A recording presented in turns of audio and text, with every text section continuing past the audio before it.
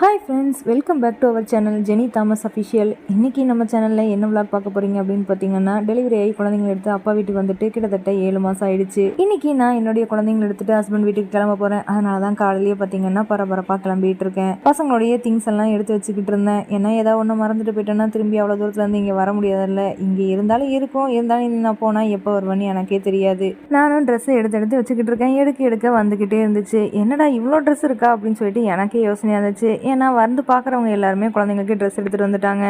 என்னுடைய ட்ரெஸ்ஸை விட அவங்க ட்ரெஸ் தான் பார்த்திங்கன்னா இப்போ நிறைய பேக்கில் எடுத்து வைக்கிற மாதிரி இருந்துச்சு. மேரேஜுக்கு முன்னாடியெல்லாம் எங்கேயாவது ஒரு நாள் போய் நான் தங்குறதா இருந்தால் கூட 5-6 ட்ரெஸ் எடுத்துகிட்டு போவேன். ஆனால் இப்போ இவங்க வந்ததுக்கப்புறமா என் ட்ரெஸ் ஒன்று கூட இல்லை, ஃபுல் அண்ட் ஃபுல் இவங்க ட்ரெஸ் மட்டும்தான். எல்லாத்தையுமே எடுத்து ரெடி பண்ணி வை, அதுக்குள்ளே நானும் அண்ணனும் கடையை அடைச்சிட்டு வந்துடும்னு சொல்லிட்டு அப்பா அண்ணனும் பார்த்திங்கன்னா கடைக்கு போயிருந்தாங்க. நானும் அவங்க வர்றதுக்குள்ளே ஓரளவுக்கு என்னுடைய திங்ஸ் எல்லாமே எடுத்து பேக் பண்ணி வச்சுட்டேன். எல்லாமே ரெடி பண்ணி வச்சுட்டு வெயிட் பண்ணிட்டு இருந்தேன். அவங்க வரதுக்கு கொஞ்சம் லேட் ஆயிடுச்சு. சரி, செடியில் வேறு பூ நிறையா இருக்குது, பறித்து கட்டி வைப்பேன்னு சொல்லிட்டு நான் பார்த்தீங்கன்னா போய் பூ பறிக்கலான்னு சொல்லிட்டு போனேன். கரெக்டாக எங்கள் அண்ணனுமே வந்துட்டான். நான் பூ பறிச்சிட்டு இருந்தேன், தைரியமாக தான் பறிச்சிட்டு இருக்கும்போது எங்கள் அண்ணன் வந்துட்டு அங்கே பாரு ஒரு ஓந்தா ஒன்று போகுதுன்னு சொல்லி பயமுறுத்தி விட்டுட்டு போயிட்டான். எனக்கு இந்த பள்ளி ஓனா இதெல்லாம் பார்த்தா ரொம்பவே பயம். அது இருக்கிற தசை பக்கம் கூட நான் திரும்பி பார்க்க மாட்டேன். கடைசியில் எங்கள் அண்ணன் பார்த்தீங்கன்னா என்னை நல்லா போய் சொல்லி ஏமாற்றிட்டு போயிட்டான்.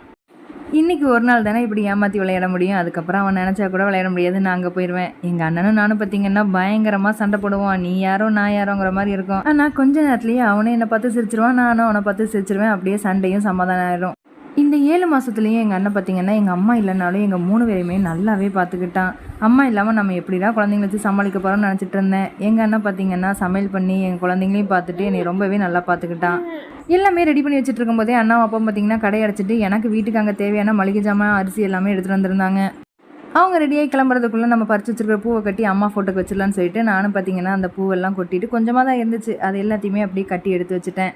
கொஞ்ச நேரத்தில் எங்கள் அண்ணன் ரெடி ஆகிட்டான். அதுக்கப்புறம் பார்த்திங்கன்னா என்னோடய லக்கேஜ் ஒன்றுனா எடுத்துக்கொண்டு போய் வெளியில் வச்சுட்டு இருந்தான். நானே எல்லாத்தையும் எடுத்து வச்சிருப்பேன். உள்ளே பார்த்திங்கன்னா எப்படி இருந்தாலும் கண்டிப்பாக ஏதோ ஒரு பள்ளி இருக்கும். இந்த வீட்டில் நிறைய பள்ளி இருக்குது. அதனால் நான் எடுத்துக்கிறதுக்கு பயந்துட்டு எங்கள் அண்ணனை கூப்பிட்டுருந்தேன். அவனும் ஒவ்வொரு பேக்கை எடுத்துக்கொண்டு வந்து வெளியில் வச்சுட்டு இருந்தான். ரூமில் இருக்கிற லக்கேஜெல்லாம் எடுத்தாச்சு. அதுக்கப்புறம் ஃப்ரிட்ஜில் இருந்ததுமே முக்கால்வாசி என்னோட தான். எடுக்க எல்லாமே உன்னோட தான் இருக்கும் போல், நீ எடுத்தீங்கன்னா இந்த வீடியோ காலியாகிரும் போல சொல்லிட்டு எங்கள் அப்பாவும் எங்கள் அண்ணனும் பேசிக்கிட்டே ஒவ்வொரு திங்ஸாக எல்லாமே எடுத்து வச்சுட்டாங்க. எல்லாமே எடுத்து வச்சதுக்கப்புறமா எங்கள் அப்பா உன்னோட லக்கேஜ் அவ்வளோதானு கேட்டாங்க. லக்கேஜ் எல்லாம் அவ்வளோதான், நான் வாங்கின இந்த யூடியூப் சில்வர் ப்ளே பட்டனை நானே எடுத்துகிட்டு போகிறேன்னு எங்கள் அப்பாட்ட சொல்லிட்டு இருந்தேன். அதெல்லாம் முடியாது, அது இங்கே தான் இருக்கணும், நீ வச்சுட்டு போன்னு சொல்லிட்டு ஸ்ட்ரிக்டாக சொல்லி அனுப்பிட்டாங்க.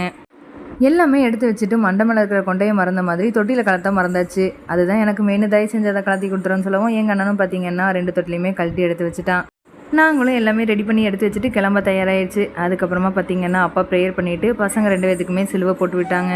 அவங்களுக்கு சிலுவை போட்டு விட்டுட்டு எனக்குமே சிலுவை போட்டு விட்டுட்டு அதுக்கப்புறமா பார்த்திங்கன்னா கட்டி வச்சு இந்த பூ எடுத்து அம்மா ஃபோட்டோக்கு வச்சு விட்டுட்டு நானும் அம்மா முன்னாடி நின்று ப்ரேயர் பண்ணிவிட்டு எங்கள் வீட்டிலேருந்து நாங்கள் கிளம்பியாச்சு. நாங்களும் ரெடி ஆகிட்டு கார் வர்றதுக்காக வெயிட் பண்ணிகிட்டு இருந்தோம். எங்கள் அப்பாவுக்கு பார்த்திங்கன்னா பசங்களை விட்டு பிடிக்கிறது ரொம்பவே வருத்தமாக இருந்துச்சு.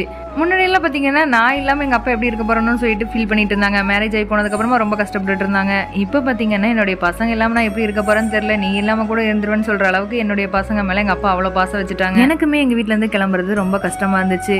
எங்கள் அப்பா என்னதான் கஷ்டப்பட்டாலுமே அந்த கஷ்டமே எங்களுக்கு தெரியாத மாதிரி இந்த 7 மாதமே ரொம்ப நல்லாவே பார்த்துக்கிட்டாங்க. எனக்குமே ஆசை தான், எங்கள் அம்மா என் கூட இருந்திருந்தாங்கன்னா அவங்கள எங்கள் வீட்டில் கூட்டிகிட்டு போய் வச்சுட்டு பசங்க கொஞ்சம் வளர்ந்ததுக்கப்புறமா எங்கள் அம்மாவை இங்கே அனுப்பிடலான்னு கூட ஆசை தான். ஆனால் என்ன பண்ணேன், கடவுள் முன்னாடியே எங்கள் அம்மாவை எங்களை விட்டு பிரிச்சுட்டாரு. டெய்லியுமே எங்கள் 3 பேர்த்தில் யாரோ ஒருத்தர் வாயிலையாவது அம்மா இருந்தால் நல்லா இருந்திருக்கும்ல அப்படின்னு கண்டிப்பாக ஒரு நாளாவது சொல்லிடுவோம். இதே மாதிரி டெய்லி நாங்கள் ஃபீல் பண்ணிக்கிட்டே தான் இருப்போம்.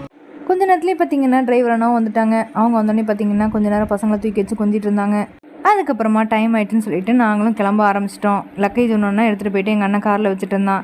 லக்கேஜை நானும் போய் பார்த்தா ஒரு வீட்டில் ஃபுல்லாக அடைச்சி வைக்கலாம் போல் அவ்வளோ லக்கேஜ் இருந்துச்சு.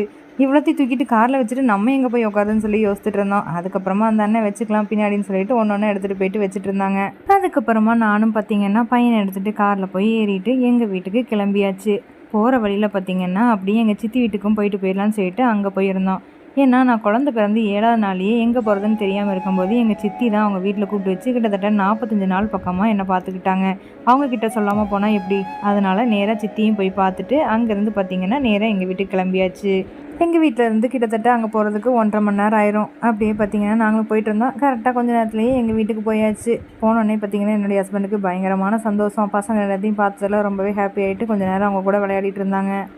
ஒரு வழியாக என்னுடைய மூட்டை முடிச்சுங்களெல்லாம் கொண்டு வந்து எங்கள் வீட்டில் போட்டாச்சு. அதுக்கப்புறமா பார்த்திங்கன்னா எங்கள் அப்பாவையும் எங்கள் அண்ணனையும் ரெஸ்ட் எடுக்க சொல்லிவிட்டு நானும் என்னுடைய ஹஸ்பண்டும் அவங்களுக்கு சாப்பிட்றதுக்கு சாப்பாடு வாங்குறதுக்காக ஹோட்டல் கிளம்பிட்டோம். ஹோட்டலில் போய் சாப்பாடு சொல்லிட்டு டோக்கனெல்லாம் வாங்கிட்டு காசும் கொடுத்துட்டு வெயிட் பண்ணிட்டு இருந்தா கிட்டத்தட்ட 1 ஹவருக்கு மேலே சாப்பாடு கையிலேயே தரல. நாங்களும் என்னடா பண்ணுறோன்னு சொல்லிட்டு ரொம்ப நேரமாக வெயிட் பண்ணிகிட்டே இருந்தோம். அப்புறம் கடைசியில் ஒரு வழியாக கொண்டு வந்து கையில் தந்துட்டாங்க. அப்படியே பார்த்தீங்கன்னா நாங்களும் நேராக வீட்டுக்கு வந்தாச்சு. வீட்டுக்கு வந்ததுக்கப்புறமா பார்த்தீங்கன்னா அண்ணனுக்கும் அப்பாவுக்கும் சாப்பாடெல்லாம் வச்சு கொடுத்துட்டு அவங்க எல்லாம் சாப்பிட்டுட்டு இருந்தாங்க. அவங்க எல்லாம் சாப்பிட்ற வரைக்கும் நாங்கள் கொஞ்சம் நேரம் பசங்களை பார்த்துட்டு இருந்தோம். அவங்க சாப்பிட்டு முடிச்சதுக்கப்புறமா திரும்ப எங்களையும் சாப்பிட சொன்னாங்க. நான் பார்த்தீங்கன்னா எனக்கு பரோட்டா வாங்கியிருந்தேன். அதையும் சாப்பிட்டுட்டு அப்படியே கொஞ்சம் நேரம் பேசிட்டு ஜாலியாக பசங்க கூட விளையாடிட்டு இருந்தாங்க. அதுக்கப்புறமா அவங்க கிளம்புறதுக்கு டைம் ஆயிடுச்சு. எங்கள் அப்பா பார்த்தீங்கன்னா எனக்கு கொஞ்சம் அட்வைஸ் பண்ணிகிட்டு இருந்தாங்க. ஏன்னா 2 பேரையும் வச்சுட்டு நான் தனியாக சமாளிக்கலாம்ல, அதுக்காக எங்கள் அப்பா பார்த்தீங்கன்னா அடுப்பில் எதையாவது வச்சு விட்டுட்டு மறந்துடாத, பசங்களை கவனமாக பார்த்துக்கோ அப்படின்னு சொல்லிட்டு எனக்கு ரொம்ப நல்லா அட்வைஸ் பண்ணிவிட்டு அதுக்கப்புறமா பார்த்தீங்கன்னா டைம் ஆயிடுச்சுன்னு சொல்லிட்டு அப்படியே அவங்களும் கிளம்புனாங்க. அவங்க கிளம்பி போகும்போது எனக்கு ரொம்பவே கஷ்டமாக இருந்துச்சு. இனிமேல் நான் மட்டும்தான் தனியாக பசங்க 2 பேத்தையும் பார்த்துக்கணும். எப்படி பார்த்துக்க போகிறோம் அப்படிங்கிற பயம் ஒரு பக்கம் இருந்தாலும் நம்மளால் முடியும் அப்படிங்கிற ஒரு நம்பிக்கையும் இருந்துச்சு. ஏன்னா சின்ன வயசுலேருந்தே ஃபேமிலி ப்ராப்ளம் எல்லாமே பார்த்து சமாளித்து வளர்ந்தவ தான் நான். அதனால நம்மளால் கண்டிப்பாக முடியுங்கிற ஒரு தைரியம் இருந்துச்சு. எங்கள் அப்பாவுக்கும் தைரியம் சொல்லி பார்த்து கவனமாக போயிட்டாங்கன்னு சொல்லிட்டு அனுப்பி விட்டுட்டேன்.